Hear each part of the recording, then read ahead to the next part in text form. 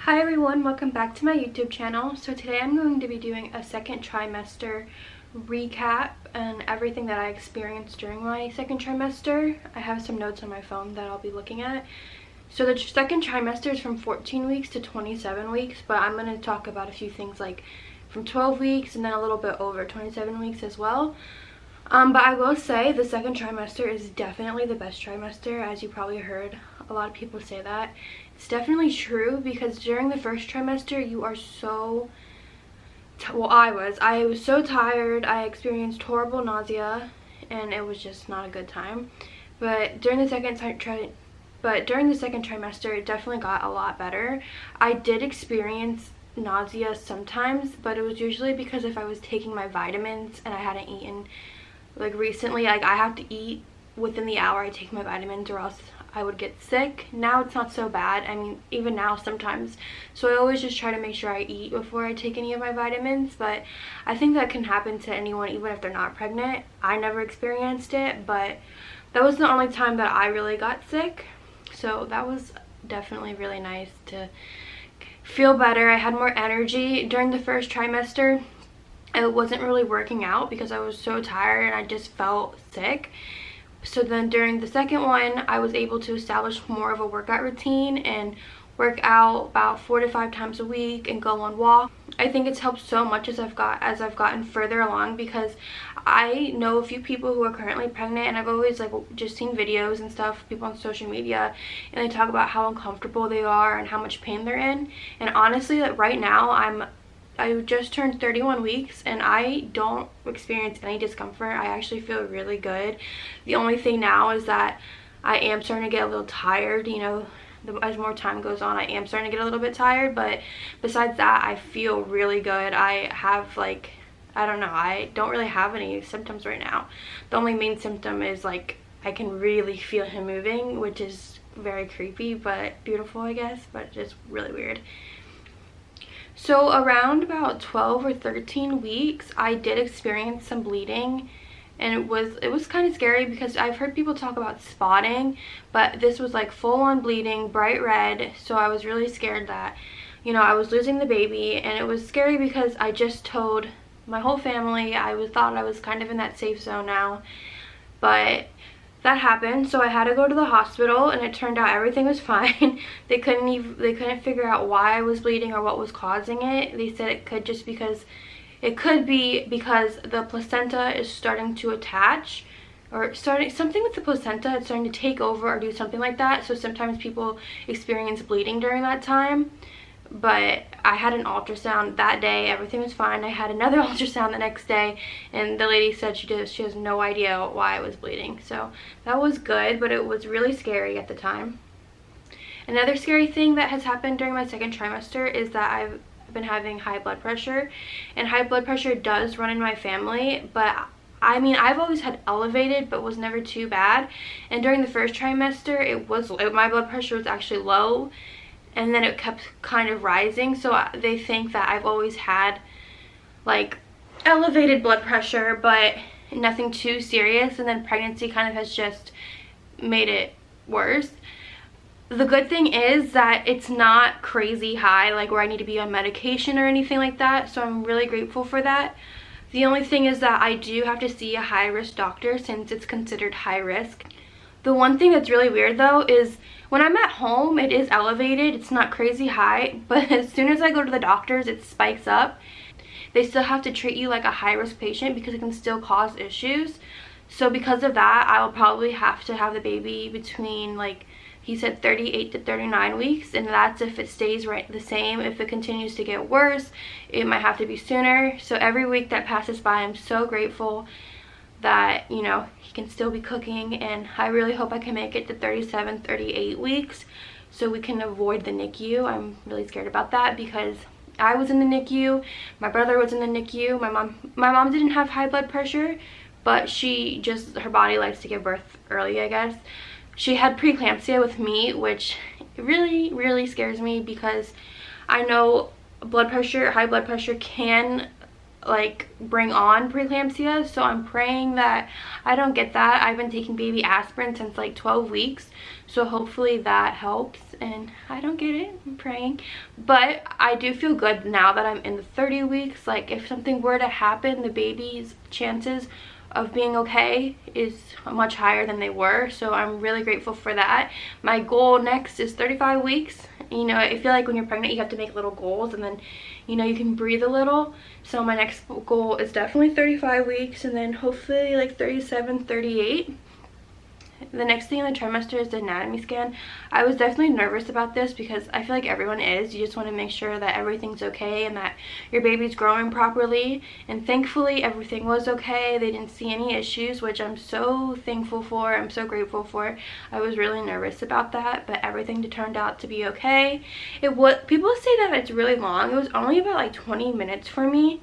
So that was, I mean, you didn't really see like the baby. You saw the baby's parts, but it wasn't like, I don't know, I feel like it wasn't that exciting. Now when I have ultrasounds, you know, you can see him moving, you can see his legs, his arms, and all of that, so it's really cool. That's another thing about being a high-risk patient. You do have way more ultrasounds. So basically, if you're not high risk, your last ultrasound is around like 20 weeks, and then you might have another one in the third trimester, I think, just to check on the baby's growth. But when you're high risk, you have them at least once a month. I'm going to start having them, I think, every 2 weeks. After this appointment, I'm going to have them every 2 weeks, and then he said eventually it'll be weekly. I don't know, I have to figure that out.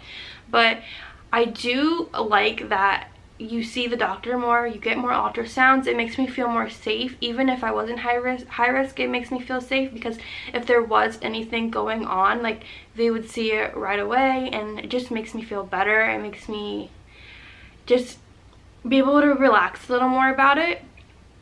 And it's also cool just to see your baby grow so much. Like, every time you go in, it's like he gets bigger and he's moving more, and it's really cool. So I am grateful for that. If there is one positive to being a high-risk patient, it is that you get to see your baby more, which is really nice. Okay, and then the last test during the second trimester, this is like the second trimester and third trimester, I think people can go. I think I did mine at 27 or 28 weeks, is the glucose test, which a lot of people talk about how bad the drink is, and I really didn't mind it. It was really sugary, which was like, ugh, but it wasn't, I mean, I thought it was like I had the lemon lime, and I thought it tasted kind of like Sprite, just a little more sugar. So it wasn't too bad, but then after you have it, it's like all that sugar is just sitting in you, and you're not allowed to eat before, or I wasn't. So it kind of makes you feel, ugh.